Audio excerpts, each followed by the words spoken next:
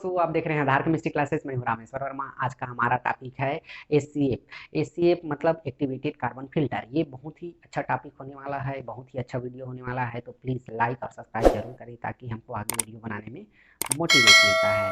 ठीक है, तो इसके अंदर क्या क्या पढ़ेंगे आपको सबसे पहले बता देते हैं। इसका इंट्रोडक्शन बता देते हैं, हर वीडियो की तरह हम इसमें इंट्रोडक्शन बताएंगे। दूसरा, हम सोर्स बताएंगे। ठीक है, सोर्स बता देंगे। तीसरा, हम वर्क बता देंगे। और चौथा, हम फार्मेशन बता देंगे। मतलब ये 4 टॉपिक में क्या करेंगे, हम डिटेल से चर्चा करेंगे। पहला इंट्रोडक्शन, दूसरा सोर्स, तीसरा हम वर्क देखेंगे और चौथा हम फार्मेशन देखेंगे कि इसको हम बनाते कैसे हैं। और लास्ट में एक हम रिएक्शन देख लेंगे कि रिएक्शन कैसे होता है। ठीक है, केमिकल रिएक्शन देख लेंगे। तो ये मोस्टली 5 टाइप में हम क्या करेंगे, चर्चा करेंगे। तो सबसे पहला हम देखते हैं, सबसे पहला हमारा क्या हो जाएगा, इंट्रोडक्शन। इंट्रोडक्शन होता क्या है, तो इंट्रोडक्शन में हमारा क्या हो जाएगा, एचसीएफ है ना। एचसीएफ का क्या होता है, इसका फुल फॉर्म आप पहले से लिख लीजिए, एक्टिवेटेड कार्बन फिल्टर। फिल्टर का मतलब आप समझ ही रहे होंगे। तो सबसे पहला क्या होता है, एक्टिवेट। एक्टिवेट का मतलब होता है सक्रिय। ठीक है, सक्रिय। और कार्बन का मतलब ही कार्बन है, आप जान रहे हैं। फिल्टर का मतलब होता है साफ करना या छानना। ठीक है, किसी भी चीज को हम क्या करेंगे, इम्प्योरिटीज को छानेंगे, सीधी सी बात है ना। एक्टिवेट मतलब हमारे कोई सोर्स, अननोन सोर्स आ रहा है, उसके लिए हम क्या करते हैं, कार्बन को एक्टिव करवाते हैं कि आप जाग जाइए, आप एक्टिव हो जाइए, सक्रिय रहिए, इम्प्योरिटीज आ रहा है उसको कलेक्ट करना है। इसलिए हम इसका नाम क्या रख दिए, एक्टिवेटेड कार्बन फिल्टर। सबसे पहले हम उसको क्या करते हैं, लेते हैं तो वो एक्टिवेट नहीं रहता है, उसको हमको एक्टिवेटेड करना पड़ता है। तो ये हमारा क्या हो जाएगा, इंट्रोडक्शन हो जाएगा। अब सोर्स देखते हैं। सोर्स आप एचसीएफ के लिए, तो उसमें हमारा एचसीएफ में कार्बन है। कार्बन का सोर्स क्या है देखते हैं। तो हमारा दूसरा क्या हो जाएगा, source of carbon. Source of carbon. ठीक है, जो कार्बन है हमारा, कार्बन का सोर्स क्या हो जाएगा। हम सबसे पहले इसका सबसे बड़ा अच्छा उदाहरण क्या होता है, हमारा एंथ्रासाइट कोल। एंथ्रासाइट कोल में आपने देखा होगा कि इसमें हमारा 90 टू 96% हमारा कार्बन रहता है। ठीक है, ये कोल हो गया। कोल का 4 टाइप होता है, एंथ्रासाइट, बिटुमिनस, लिग्नाइट, पीट। ये हम पिछले वीडियो में चर्चा कर चुके हैं, ये तो अलग बात है। लेकिन सबसे ज़्यादा कोल किस, कार्बन किस कोल में रहता है, तो हमारा रहता है एंथ्रासाइट कोल में। ठीक है, इसको याद करने का ये एक और टॉपिक हो जाएगा। कोल टाइप को याद करने के लिए हम बताए थे, एक क्रिकेटर है साउथ अफ्रीका का, एबी है ना। एबी हुए एलपी आउट, एबी हुए एलपी आउट, एलपीडब्ल्यू बोलते हैं उसको। तो हमारा क्या हो जाएगा, एंथ्रासाइट, बिटुमिनस, लिग्नाइट, पीट। इसको आप अगर क्रिकेट देखते हैं या क्रिकेट से इंटरेस्ट रखते हैं तो इसको आपको याद हो जाएगा एक ही बार में, ए बी हुए एल पी आउट। ये हमारा अभी ये टॉपिक नहीं है, बट आपको याद कराने के लिए आ गया बीच में। तो एंथ्रासाइट कोल में हमारा क्या रहता है, 90 से 96% हमारा कार्बन रहता है। इसलिए हम क्या करते हैं, इस कोल को हम कार्बन कंटेनिंग के रूप में यूज कर सकते हैं। तो एंथ्रासाइट कोल हो जाएगा हमारा। और दूसरा हम क्या देख रहे हैं, हम लकड़ी को जलाते हैं। लकड़ी को जलाने के बाद हमारा जो कोल मिलता है उसको एक प्रकार से पीट बोल सकते हैं, उसमें भी कार्बन का अच्छा रहता है। इसको हम क्या कर रहे हैं, सोर्स के रूप में ले रहे हैं ताकि हम उसको एक्टिवेटेड कार्बन बना सके। तो हमारा क्या हो जाएगा, चारकोल हो जाएगा, चारकोल हो जाएगा। और तीसरा हम देखते हैं, जो घरों में आसानी से मिल जाता है, जो नारियल का हम लोग क्या बोलते हैं, छिलका होने के बाद जो रहता है उसमें, उसको हम सेल बोल सकते हैं, नारियल का सेल। नारियल का सेल को अपन जलाते हैं, जलाने के बाद उसमें क्या मिलता है, कार्बन का अच्छा खासा मात्रा मिल जाता है। तो इसको हम क्या बोल सकते हैं, कोकोनट। इंग्लिश में हम कोकोनट सेल बोल सकते हैं। ठीक है, कोकोनट सेल हो जाएगा। तो ये हमारा मेनली 3 चीज है जिसको हम कार्बन एक्टिव मतलब कार्बन के लिए यूज कर सकते हैं। ठीक है, इसको एक्टिवेटेड कार्बन के रूप में हम इसको क्या कर सकते हैं, यूज कर सकते हैं। अब देखिएगा, इस कार्बन में बहुत सारे, ये कार्बन बोल रहा हूँ, ये हमारे जो कोल कंटेनिंग है ना, कोल क्या, कार्बन कंटेनिंग कंपाउंड, एंथ्रासाइड हो गया हमारा, चारकोल हो गया, और उसके बाद हमारा कोकोनट सेल। तो ऑलरेडी जो कोल रहता है उसमें छोटे छोटे बहुत सारे छिद्र रहते हैं। जिस प्रकार से हमारे शरीर में छिद्र है ना, उसी प्रकार क्या रहता है, कोल में छिद्र रहता है। और उसमें पहले से इम्प्योरिटीज क्या रहता है, प्रेजेंट रहता है। ठीक है, जिस प्रकार से हमारे शरीर में पोर कैसे है, जिसे दिखता नहीं है, उसी प्रकार कोयल में भी रहता है ना। उसी पोर की वजह से हमारे शरीर में पसीना आता है, उसी पोर की वजह से हमारे शरीर में क्या होता है, जो धूल डस्ट पार्टिकल है वो क्या रहता है, जाता है, तो हमारे गंदगी आता है। ठीक, ये हो गया। या इसके अलावा आप देख सकते हो, कपड़े में क्या रहता है, रेशा रहता है। ये ऐसा लाइन से आप समझ देख लो, ये क्या है, एक इसका धागा सिला हुआ रहता है। तो ये बीचों बीच क्या रहता है, इसमें गंदगी दिखता है, वो कहाँ से रहता है, एक्चुअल में ये जाके पोर रहता है, कपड़े के बीच में पोर रहता है, वहीं पे जाके क्या करता है, वो जम जाता है, इसीलिए हमारा कपड़ा गंदा हो जाता है। ठीक है, तो इस माध्यम से आप इसको समझ सकते हो। तो अगर क्या करते हैं, अब इसको साफ कैसे करेंगे, इसको एक्टिव कैसे करेंगे, ये अभी हमारा नॉन एक्टिव है। जो हम लिए हैं ये एंथ्रासाइड को लिए हैं और चारकोल लिए हैं, कोकोनट लिए हैं। ये सिंपल के लिए हम सिर्फ ये कार्बन कंटेन किए हैं इसमें, है ना। अब जो कोयला लिए हैं, कोयला तो हमारा इम्प्योरिटी है, उसमें ऑलरेडी इम्प्योरिटी है। अब उसको हमको एक्टिव करना है, एक्टिव करना है, सक्रिय करना है कि उसको पहले जो है उसको हमारा इम्प्योरिटी है उसको निकालना है, ताकि वो फिर से हम जहाँ यूज करें वहाँ कंप्यूटिंग को वो गेन कर सके। इसके लिए हमको क्या करना है इसके बारे में बताते हैं। हम क्या कर रहे हैं, एचसीएफ का हम फार्मेशन करवा रहे हैं, एक्टिवेटेड कार्बन का कैसे फार्मेशन करते हैं इसके बारे में आपको बता रहे हैं। तो सबसे पहले इसके लिए हमको एक कोल का सैंपल लेना होगा। कोल का सैंपल ले लिए, कोल का सैंपल लेने के बाद क्या करते हैं, इसको हम 0.5 mm से लेकर हम क्या करते हैं 4 mm तक इसको क्या करते हैं क्रश करते हैं। इसके लिए हम क्या करते हैं, बड़ा सा वो अगर अमाउंट कम है तो हम क्या करते हैं हाथ में ही इसको कूट सकते हैं, है ना, खलबट्टा जैसे में। और ज़्यादा अमाउंट है तो हम क्या कर सकते हैं, पावर प्लांट में जनरली क्या होता है, क्रशर तो रहता ही है, तो टर्सरी क्रश में इसको क्या कर सकते हैं, हम क्रश कर सकते हैं। तो ये हमारा क्या हो गया, कोल का साइज हो गया, ठीक है। कोल का साइज हो गया, उसके बाद अपन क्या करते हैं, इसको तीसरा पॉइंट देखते हैं, ठीक है। सिंपल ले लिए, अब इसको क्या करते हैं, इसको हम कैसे निकालते हैं, इसको इम्प्योरिटीज को कैसे निकालते हैं।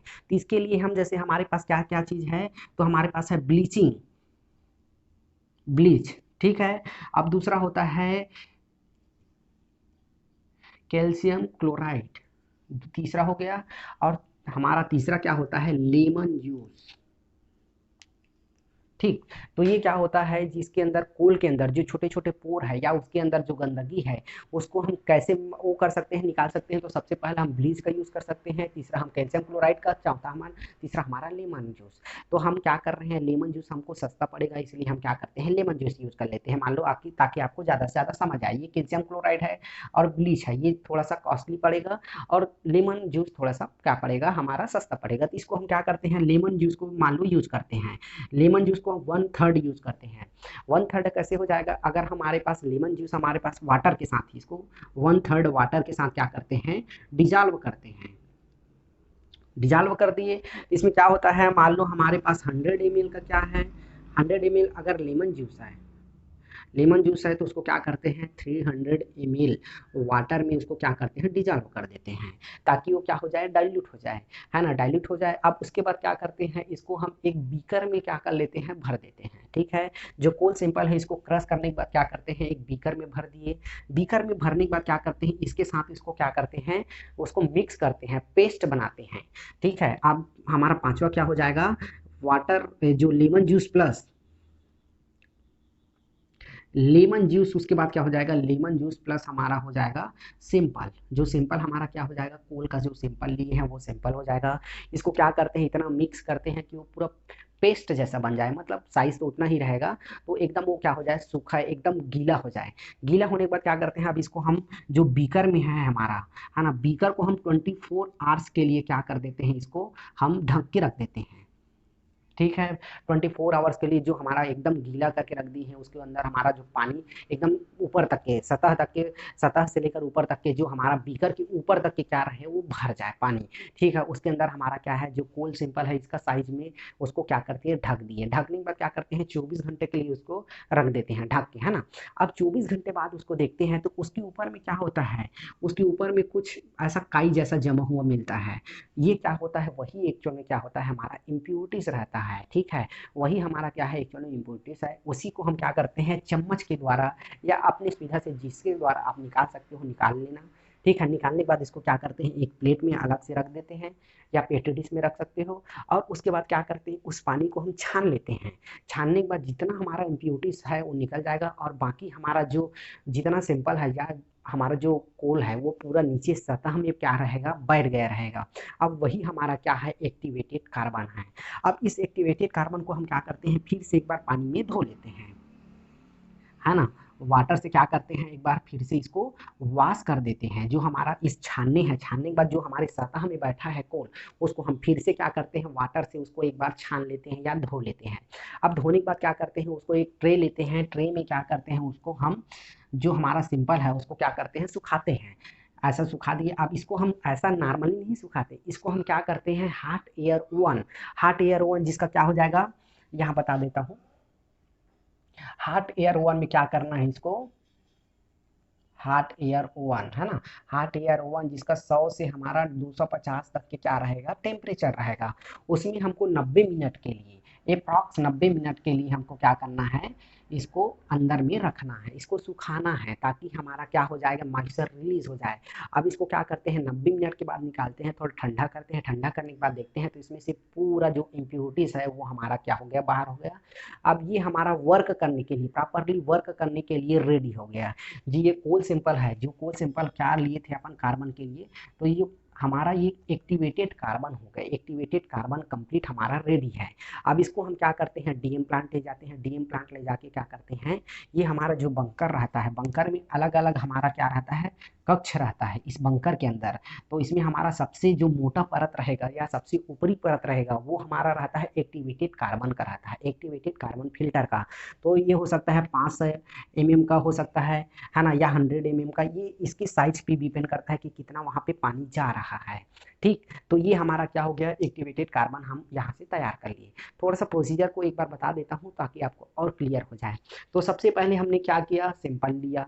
सिंपल क्या क्या रह सकता है हमारा, एंथ्रासाइड का हो सकता है, या चारकोल का हो सकता है, या हमारा कोकोनट का हो सकता है। कोई भी आपको कोल सिंपल लेना है जो कि कार्बन कंटेनिंग हो, है ना, उससे ज़्यादा नहीं हो सकता है, क्योंकि देखो एंथ्रासाइड कोल लोगे तो एंथ्रासाइड कोल में अच्छा होता है, क्योंकि क्या है वो कार्बन 90 से 96% देता है हमको।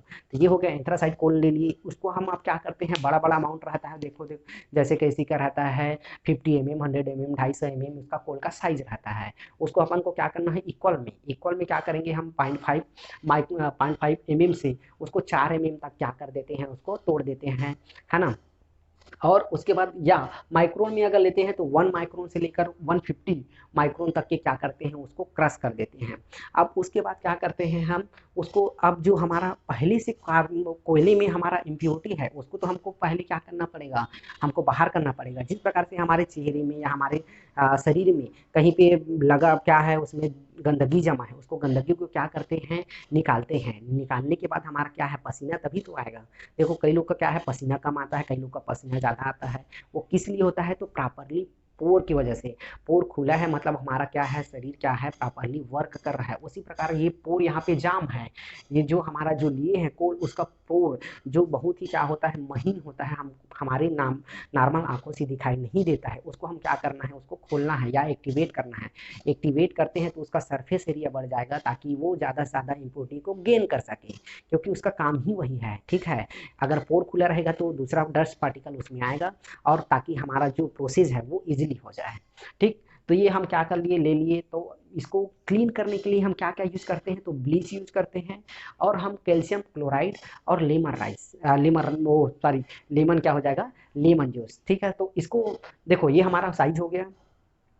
दूसरा हमारा क्या होता है, इसको अब हम क्लीन कैसे करेंगे। क्लीन करने के लिए हमको कुछ ना कुछ चाहिए, जैसे अपन कपड़ा को साफ करने के लिए जो हमारा डस्ट पार्टिकल रहता है उसको साफ करने के लिए साबुन यूज करते हैं और डिटर्जेंट यूज करते हैं। उसी प्रकार हम क्या करते हैं, इसको इस जो कोल का हमारा जो इम्प्योरिटीज है उसको दूर करने के लिए हम क्या करते हैं, ब्लीच यूज करते हैं, कैल्शियम क्लोराइड यूज करते हैं, या लेमन जूस यूज करते हैं।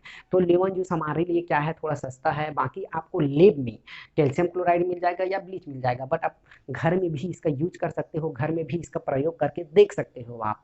तो हम क्या करते हैं, लेमन जूस से हम क्या करते हैं, इसका यूज करते हैं। इसको हम 1/3 पार्ट में हम क्या बनाते हैं, अगर हमारे पास 100 ml क्या है लेमन जूस है, और तो हम 300 ml उसमें वाटर मिलाते हैं। ठीक है, अब हम क्या करते हैं, एक बीकर में क्या कर लेते हैं, उसको कोयलों को भर देते हैं। ठीक है, और उसमें पानी डालते हैं, पानी डाल के क्या करते हैं, मिक्स करते जाते हैं। मिक्स करने के बाद उसको ढक देते हैं 24 घंटे के लिए। 24 घंटे बाद उसको देखते हैं तो उसके ऊपर सतह में, ऊपर एकदम, तो उसमें क्या जम जाता है, थोड़ा सा काई जैसे हो जाता है, एकदम अलग चकट्ठा चकट्ठा उसमें आपको इजीली दिख जाएगा वो। तो उसको हम चम्मच के द्वारा इजीली उसको बाहर कर सकते हैं।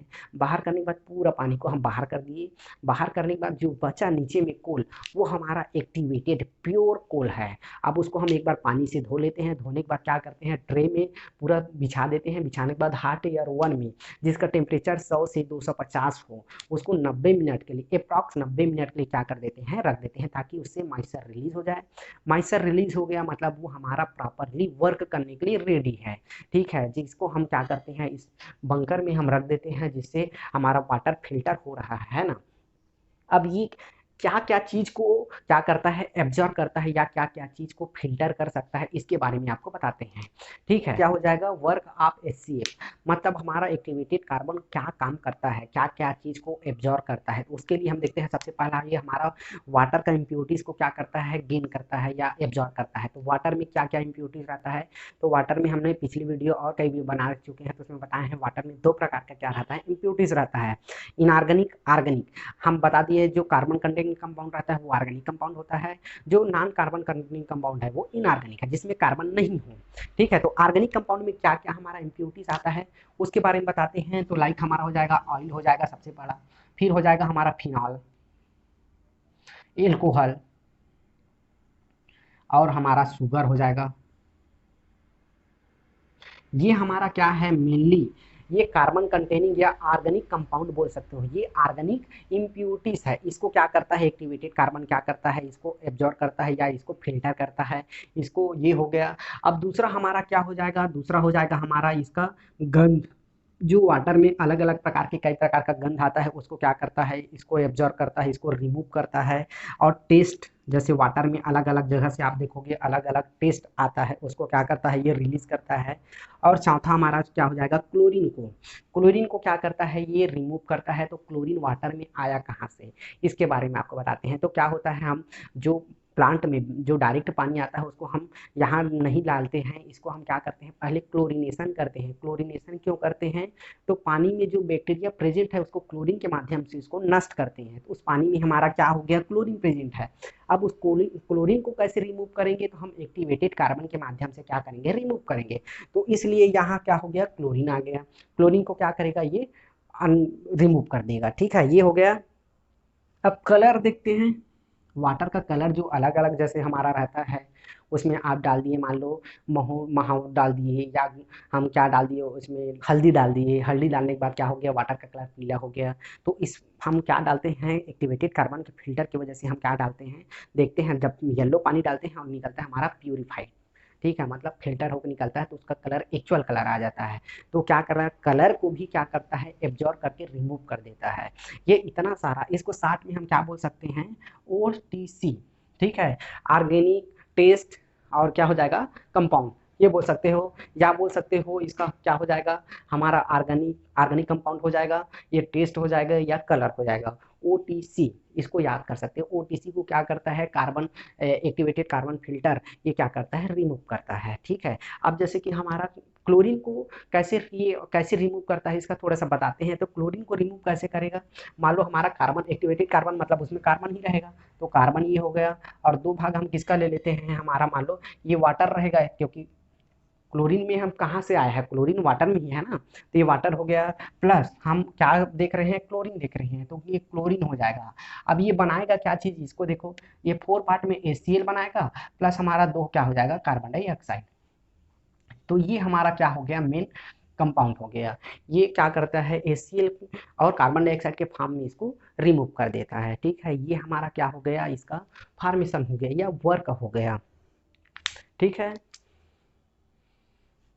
इसको रिमूव कहाँ करता है इसके बारे में बताते हैं। जितना ये इम्प्योरिटीज हो गया, इम्प्योरिटीज को रिमूव कहाँ करता है, तो रिमूव देखो हम बताए हैं, बंकर है हमारा, ये बंकर आपको दिख रहा होगा। ये बंकर क्या होता है, अलग अलग 6-7 हमारा बंकर रहता है। यहाँ से हमारा क्या आता है, पानी आता है, थोड़ा सा आपको समझना होगा।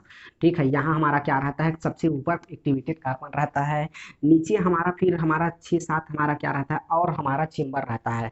इसमें हम टोटल क्या करते हैं, सेंड का पत्थर अलग अलग साइड में डालते हैं। 2 बार सेंड का पत्थर डालते हैं, सबसे नीचे में सबसे बड़ा पत्थर रहेगा, उससे छोटा सा जो हमारे सेंड में पाया जाता है उसी पत्थर को हम क्या करते हैं, इसमें डालते हैं। ठीक है, अब वो हम देखना है बंकर कितना कैपेसिटी का है, कितना उसका क्या है हमारा कैपेसिटी, वो क्या करता है, गेन करता है। तो ये हमारा सबसे बड़ा पत्थर हो जाएगा क्या, सेंड का, उससे थोड़ा सा छोटा पत्थर हो जाएगा। अब इसी छोटा पत्थर को हम क्या करते हैं, तोड़ देते हैं। तोड़ते हैं तो क्या होता है, 3 भाग में डिवाइड हो जाता है, मतलब वो त्रिभुज जैसा होता है। तो यहाँ पे ये हो जाएगा, और सबसे ऊपर में फिर क्या हो जाएगा हमारा, ये हो जाएगा एक्टिवेटेड कार्बन, जो सबकी सबसे मोटा परत में रहता है। ठीक है, तो ये सब क्या करता है, यहाँ से पानी आता है, पानी आता है तो क्या करता है, देखो ऊपर से पाइप रहता है, इसमें ऐसा, मतलब पानी नीचे नहीं गिरता है, जब जाता है पानी तो हमेशा इस कंडीशन में गिरता है, ये पानी ऐसे गिरता है। अब यहाँ से ये क्या करता है, नीचे आता है। ठीक है, एक निश्चित प्रेशर में आता है। अगर इसमें देखो तो इसमें एक प्रेशर लगा रहता है, हम प्रेशर मीटर बोल सकते हैं इसको। जैसे कि हमारे पास बंकर है, बंकर में जो जाता है पानी, ठीक है, यहाँ से ये रिलीज होता है, अब यहाँ से लेकिन जाता है, ठीक जाता है। तो यहाँ पे क्या लगा हुआ है, एक प्रेशर गैजेट लिखा है। ये दोनों प्रेशर का क्या है, हमारा एक निश्चित क्या रहता है, अमाउंट रहता है। इसको हम क्या बोलते हैं, डीपी बोलते हैं। याद रखिएगा, डीपी मतलब दोनों का डिफरेंस अगर हम देखते हैं डीपी में तो 0.5 किलो एमजी में ज़्यादा आया तो हम क्या करते हैं, इसको हम बैक वॉश करते हैं। बैक वॉश करने का मतलब क्या है, हम नीचे से पानी डालते हैं और ऊपर से निकालते हैं। अगर डीपी का हमारा डिफरेंस, उसका प्रेशर 0.5 से अगर ज़्यादा आता है तो हमारा क्या है, यहाँ पे जो हमारा फिल्टर है वो प्रॉपरली वर्क नहीं कर रहा है, इसलिए हमको बैक वॉश करना है। बैक वॉश क्यों करना है, तो ये हमारा स्मूथली वर्क करने लगे इसलिए बैक वॉश करते हैं, ठीक है। बैक वॉश होने के बाद फिर से ये क्या करता है, ये पानी डायरेक्ट हम इसको बाहर नहीं फेंकते, इसको हम क्या करते हैं, SAC में डालते हैं। SAC टैंक क्या होता है हमारा, ये होता है स्ट्रॉन्ग एसिड केटायन होता है हमारा। एस क्या हो जाएगा, SAC स्ट्रॉन्ग एसिड केटायन। इस टैंक में क्या करते हैं, हम डालते हैं, उसके बाद वो अलग अलग प्रोसेस होते रहता है। मतलब हम 6 प्रकार का टैंक है तो 6 का अलग अलग वर्क होता है। अच्छा, ये एक्टिवेटेड कार्बन आजकल क्या होता है, ये हमारा रेडीमेड भी आने लगा है, इतना कुछ करने की ज़रूरत नहीं है। डायरेक्ट ये क्या है, पाउडर फॉर्म में आता है या थोड़ा सा बड़ा फॉर्म में आता है। तो ये क्या होता है, ये सब में टाइम वेस्ट होता है, इसलिए क्या करता है, पावर प्लांट के पास इतना टाइम नहीं रहता है, इसलिए क्या होता है, वो एक्टिवेटेड कार्बन को क्या करता है, वो रेडीमेड लेता है ताकि प्रोसेस उसका जल्दी से जल्दी हो सके और ये सब में प्रोसेस उसको ज़्यादा टाइम ना लगे। इसलिए क्योंकि देखो, इसको कोयले को हमको एक्टिवेट करने में 24 घंटा का समय लगता है। अब वो 24 घंटा का हर दिन समय देते रहेगा तो उसके पास टाइम चला जाएगा, इसलिए क्या करता है, वो रेडीमेड सब सामान लेने का कोशिश करता है, ठीक है।